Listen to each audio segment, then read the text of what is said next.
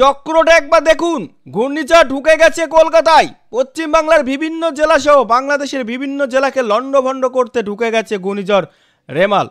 সর্বশেষ পরিস্থিতি কি জানবো, সাথে থাকবেন। দেখুন রবিবার দুপুর 1টা, কোথায় ঘূর্ণিঝড়? উপকূলীয় অঞ্চল থেকে একটু দূরে, দেখুন বঙ্গোপসাগরের ভিতরে, কিন্তু উপকূলীয় অঞ্চল থেকে একটু দূরে। কোথায়? হলদিয়া, কাকদ্বীপ, দীঘা, কোনটায়? এই পাশে কক্সবাজার, চট্টগ্রাম, টেকনাফ থেকে একটু ভিতরে কিন্তু ঘূর্ণিঝড় রেমাল।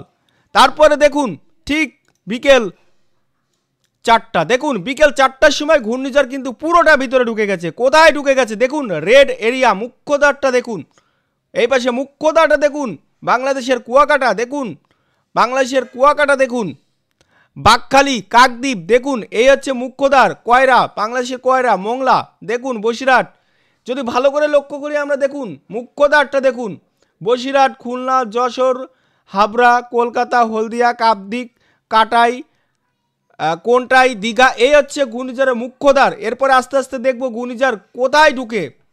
তার ঘূর্ণিঝড় 100 থেকে 180 কিলোমিটার গতি নিয়ে ঘূর্ণিঝড় কোথায় ঢোকে সেটাই দেখব। দেখুন এরপরে দেখুন আমরা রাত 10টা, দেখুন 26 তারিখ রবিবার রাত 10টা, ঘূর্ণিঝড় দেখুন চক্র সৃষ্টি করছে এবং ঘূর্ণিঝড়ের গতি কিন্তু ছড়িয়ে দিয়েছে, ভয়ঙ্কর রূপে চারিদিকে ছড়িয়ে দিয়েছে। কোথায় ছড়িয়ে দিয়েছে? দেখুন কক্সবাজার, চট্টগ্রাম, কুমিল্লা, দেখুন নারায়ণগঞ্জ, ঢাকা, ফরিদপুর, পাবনা, মেহেরপুর, কৃষ্ণনগর, বর্ধমান, মেদিনীপুর, জলেশ্বর, কোনটায়, দীঘা। এরপরে দেখুন 26 তারিখ রাত 12টা, দেখুন 26 তারিখ রবিবার রাত 12টা, ঘূর্ণিঝড় কিন্তু একদম এই জায়গা থেকে ঘূর্ণিঝড় কিন্তু বাংলাদেশের ভিতর পুরোটা ঢুকে গেছে, বাংলাদেশের ভিতর পুরোটা ঢুকে গেছে। লাস্ট পয়েন্টগুলো দেখুন, কুমিল্লা, টাঙ্গাইল, দেখুন পুরো বাংলাদেশ জুড়েই কিন্তু লণ্ডভণ্ড করতে চলেছে ঘূর্ণিঝড় রেমাল।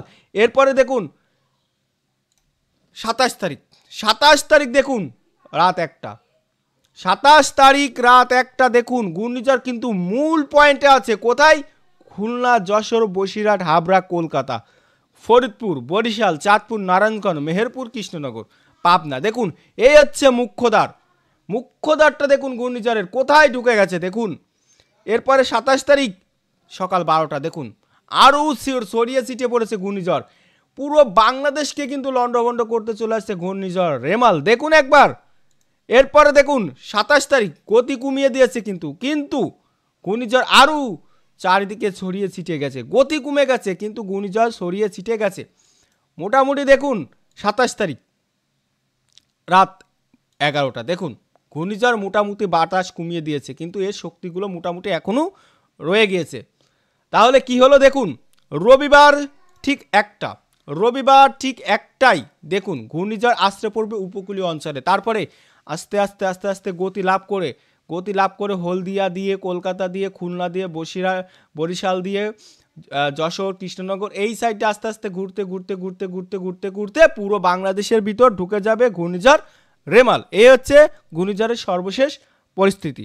সবাই সাবধানে থাকবেন, সাথে থাকবেন।